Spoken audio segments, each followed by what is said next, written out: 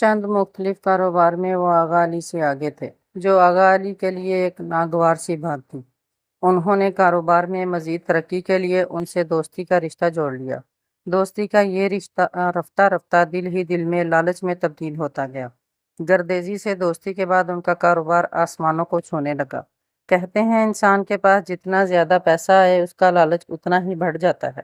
ان کے ساتھ بھی یہی ہوا تھا۔ بھرپور ترقی حاصل کرنے کے لالچ میں انہوں نے اپنی بیٹی کا رشتہ گردیزی کے اکلوتے بیٹے ارسلان گردیزی سے طے کر دیا۔ دونوں کی پہلی محبت کا یہ رشتہ دن بدن مضبوط ہوتا گیا۔ ارسلان گردیزی دوسرے ملک جانا جاتا یا شہر سے دور، سب سے پہلا تحفہ وہ ذکیہ کے لیے خریدتا۔ وہ دونوں بے حد خوش اور مطمئن تھے۔ منگنی کے 8 ماہ بعد ارسلان نے شادی پر زور دیا تو گردیزی نے بیٹے کا یہ مطالبہ آغا علی کے آگے رکھ دیا۔ آغا علی جو پچھلے 1 ماہ سے بظاہر مطمئن نظر آتے تھے لیکن اندر سے اتنے ہی الجھے ہوئے تھے، جس کی ایک وجہ ان کی بڑی بہن صالحہ کا وہی پرانا مطالبہ تھا جو وہ ذکیہ کی پیدائش سے کرتی آ رہی تھیں، یعنی اپنے اکلوتے بیٹے کے لیے ذکیہ کا رشتہ۔ اور دوسری بڑی وجہ گردیزی کے ہاتھ سے اس اہم بزنس پروجیکٹ کا نکلنا تھا جس کی وجہ سے انہوں نے بیٹی کا رشتہ کیا تھا۔ انہوں نے گردیزی سے کچھ دن سوچنے کا وقت مانگا۔ ارسلان اور ذکیہ آغا علی کے اس عمل پر متعجب تھے۔ ارسلان کو بمشکل سمجھا بجھا کر ذکیہ نے خود باپ سے بات کرنے کا فیصلہ کیا، لیکن ان کے کمرے میں داخل ہونے سے پہلے اندر سے اٹھنے والی آوازوں پر ٹھٹک کر وہیں رک گئی۔ صرف اس کوئلہ والی پروجیکٹ کو حاصل کرنے کے لیے میں نے اس دوستی کو رشتہ داری میں بدلا تھا۔ اب جب یہ پروجیکٹ گردیزی کے ہاتھ سے نکل گیا ہے تو مجھے کیا ضرورت ہے بلا وجہ یہ رشتہ جوڑنے کی؟ میں ذکیہ کا رشتہ صالحہ کے بیٹے ہارون سے کروں گا۔ And it's fine. Agha Ali کسی دوست سے فون پر محو گفتگو تھے۔ باہر کھڑی ذکیہ کا جیسے سانس تک رک گیا تھا۔ ہاں بالکل، یہ میرا آخری فیصلہ ہے، اور گردیزی کو اس رشتے سے انکار کیسے کرنا ہے یہ بھی میں اچھے سے جانتا ہوں۔ اس دفعہ انہوں نے متکبرانہ انداز اپنایا۔ باپ کی گفتگو سن کر ذکیہ کا چہرہ بالکل سفید پڑتا گیا۔ وہ کسی خواب کی سی کیفیت میں پیچھے ہٹی، من بھر کے قدم اٹھاتی کمرے میں داخل ہو کر بیڈ پر بیٹھ گئی۔ یہ آپ نے کیا کر دیا ڈیڈ؟ آنکھوں سے آنسو ٹوٹ کر گرے۔ وہ جانتی تھی اس کا اپنے لیے آواز اٹھانے کا کوئی فائدہ نہیں ہوگا وہی جو اس کا باپ چاہے گا۔ پورے لان کو برقی کمکموں اور گیندے کے پھولوں سے آراستہ کیا گیا تھا۔ فیری لائٹس میں لپٹے تمام پودے، گھاس پر بچھی فرشی نشستیں، زرد گلابی اور نارنجی کشن، اسٹیج کی جانب سے اٹھتی گانوں کی آوازیں، سب خوشنما سا منظر پیش کر رہے تھے۔ خوبصورت سے وسیع و عریض لان میں ایک طرف بوفے ٹیبلز سجی تھیں، جہاں سے حلوہ پوری، باربیکیو اور دیگر لوازمات کی مہک اٹھ رہی تھی۔ وہ گھاس کے درمیان میں بنی روش پر چلتی اسٹیج کی طرف بڑھی، جہاں عالیہ اور اس کا دلہا چند کزنز کے جھرمٹ میں بیٹھے کسی بات پر مسکرا رہے تھے۔ اس جھرمٹ میں ایک ایسی ہستی بھی تھی جسے دیکھ کر اس کے قدم ساکت ہو گئے۔ اس نے رک کر 2-3 گہرے سانس لیے، خود کو مضبوط کیا اور قدم دوبارہ بڑھائے۔ اوہ مائی گاڈ عالیہ، کتنی خوش قسمت ہو تم! تمہاری وجہ سے، صرف تمہاری وجہ سے آج اتنے بڑے بڑے لوگوں نے اس محفل کو رونق بخشی ہے۔ یہ عالیہ کی چھوٹی بہن اقرا تھی، جو بلند آواز میں کہتی اس کے اسٹیج پر پہنچنے سے پہلے ہی اس کے گلے لگی تھی۔ وہ محض مسکرا کر رہ گئی۔ دیکھتے ہی دیکھتے تمام کزنز نے اسے ہاتھوں ہاتھ لیا۔ اس کے ارد گرد ایک مجمع سا لگ گیا۔ اس نے سب سے مل کر ہاتھ میں پکڑے تحائف عالیہ کے حوالے کیے اور بالآخر ڈھیروں ہمت جمع کرتے بائیں جانب بیٹھی اس ہستی کی طرف متوجہ ہوئی جس کی آنکھوں میں لاشعوری طور پر میرال حیدر کو دیکھتے ہی نفرت اور سرد پن اتر آتا تھا۔ السلام علیکم، کیسی ہیں آپ؟ ذکیہ بیگم کی آنکھوں میں رقم نفرت کے رنگ دیکھ کر اندر سے ریزہ ریزہ ہو کر ریت کی مانند بہہ جانے والی میرال نے بظاہر مضبوطی سے براہ راست ان کی آنکھوں میں دیکھتے اطمینان سے کہا۔ انہوں نے سر کو جنبش دیتے صرف سلام کا جواب دیا اور اسٹیج سے نیچے اتر گئیں۔ وہ سر جھٹک کر رہ گئی۔ اسپیکرز سے گونجتے گانوں کے بے ہنگم شور سے بچنے کے لیے اس نے چپکے سے ٹیرس کا رخ کیا۔ ٹیرس بھی گیندے کے پھول اور جگمگاتی لائٹوں سے آراستہ تھا۔ یہ جگہ اس وقت قدرے پرسکون سی تھی، کیونکہ تمام لوگ نیچے ڈانس فلور کے ارد گرد جمع تھے۔ یہاں سے کھڑے ہو کر لان کا تمام منظر نظر آ رہا تھا۔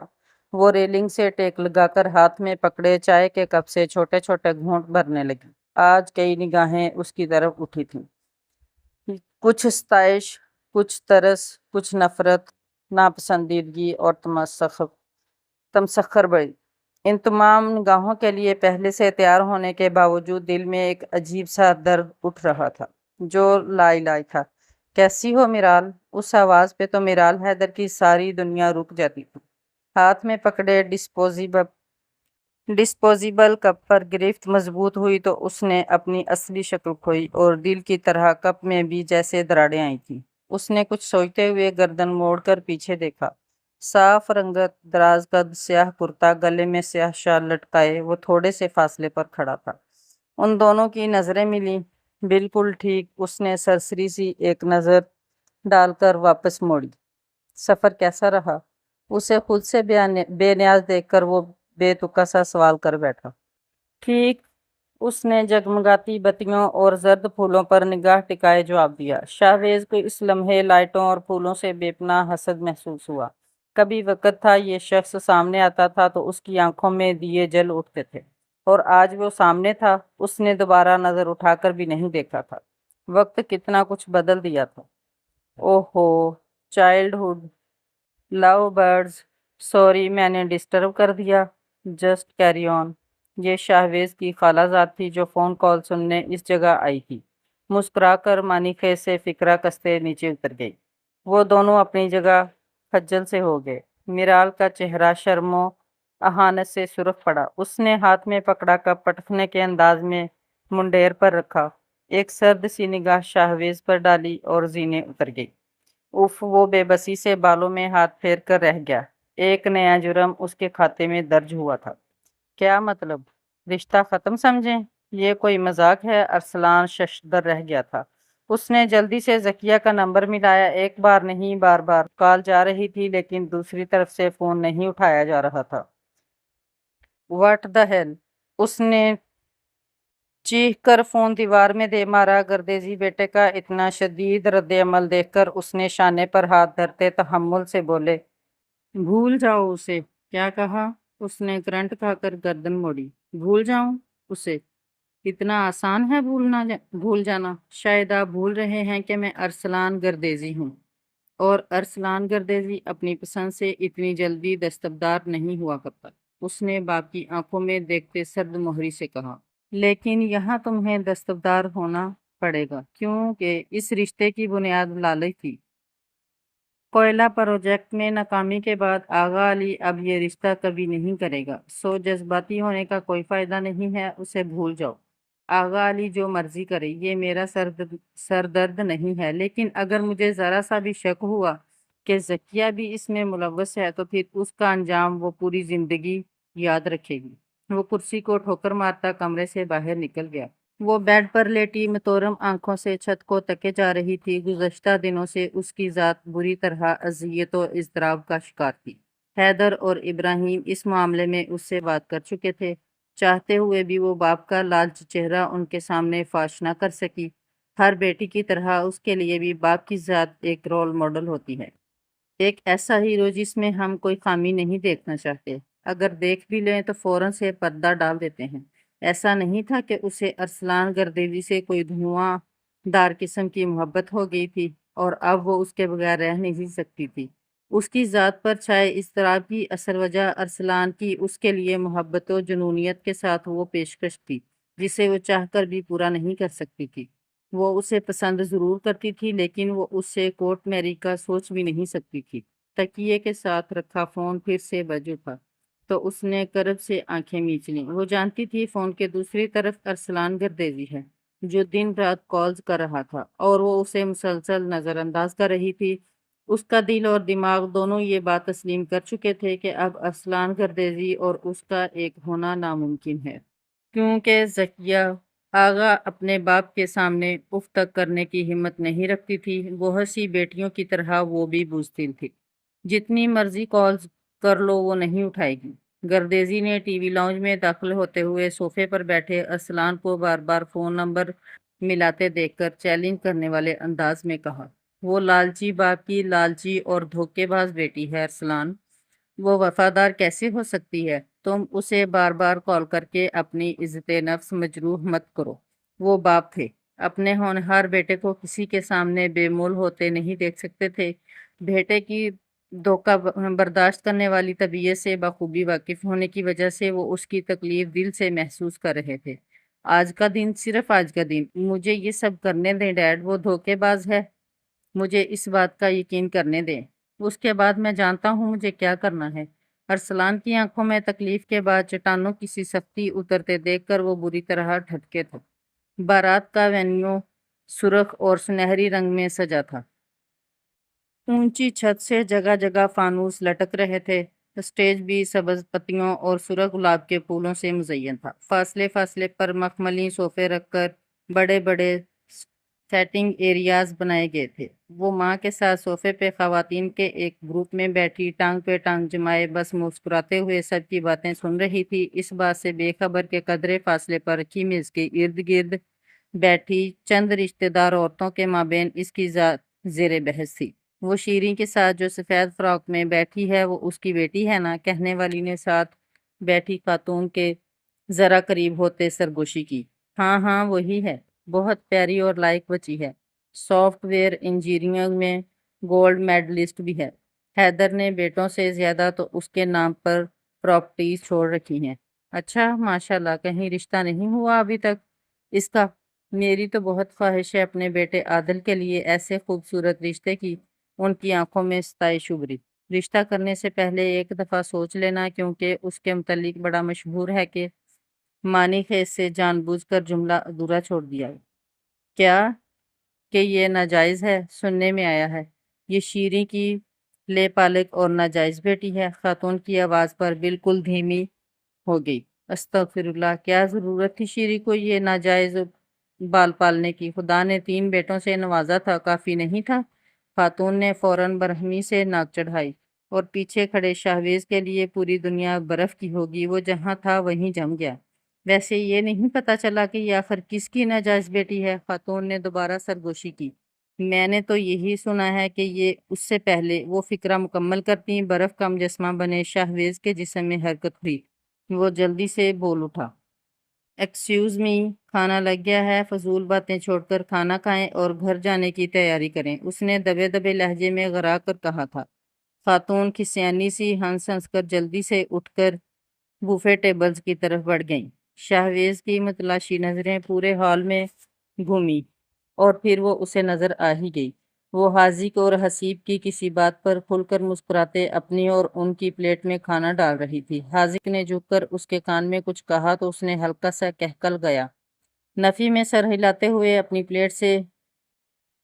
پلیٹ سے جھینگے اٹھا کر اس کی پلیٹ میں ڈال دیے۔ ان بہن بھائیوں کی محبت کا یہ منظر بہت خوبصورت تھا۔ وہ آگے بڑھنے کے بجائے پیچھے ہٹ گیا۔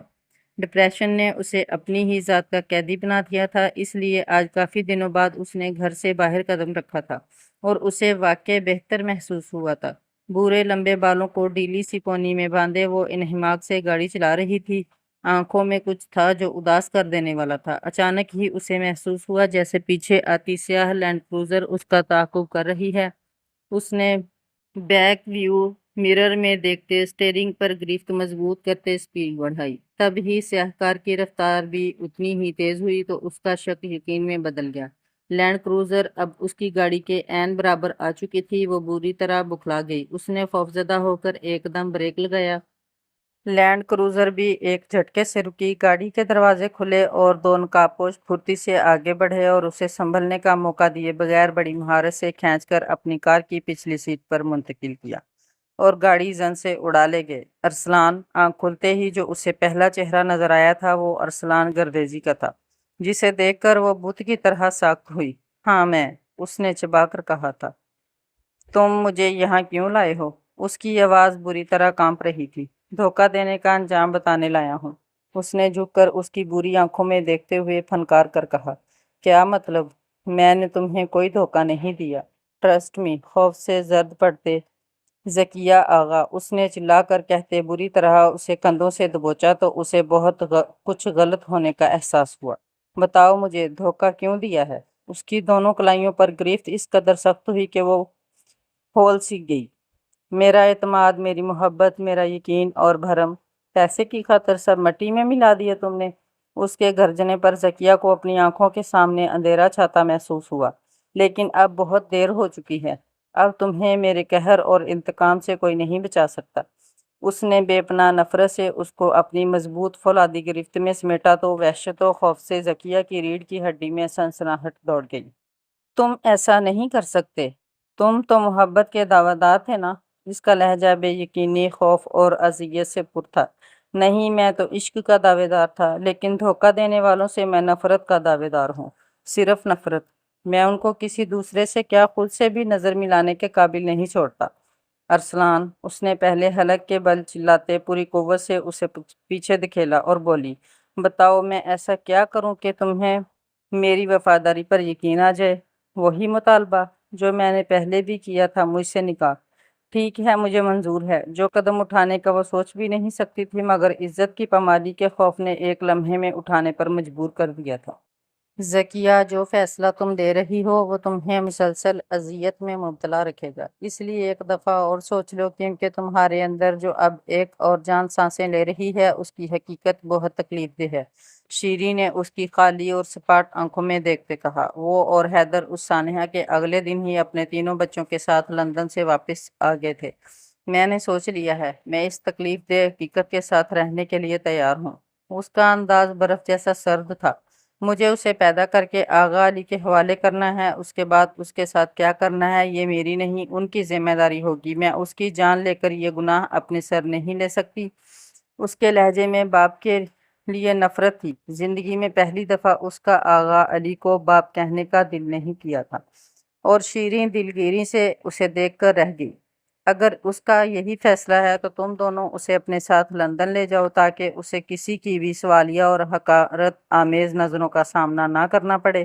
شیریں کی زبانی ذکیہ کا فیصلہ جان کر آغا علی نے شکست خوردہ لہجے میں کہتے ہوئے سامنے بیٹھے حیدر اور شیریں کو دیکھا۔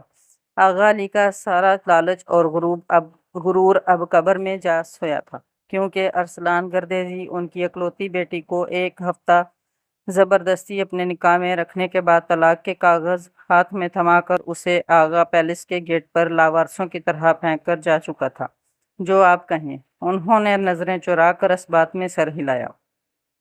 آغا پیلس اور اس کے مکینوں پر ایک ماہ پہلے جو قیامت بیتی تھی، اس نے کسی کو بھی ایک دوسرے سے نظر ملانے کے قابل نہیں چھوڑا تھا۔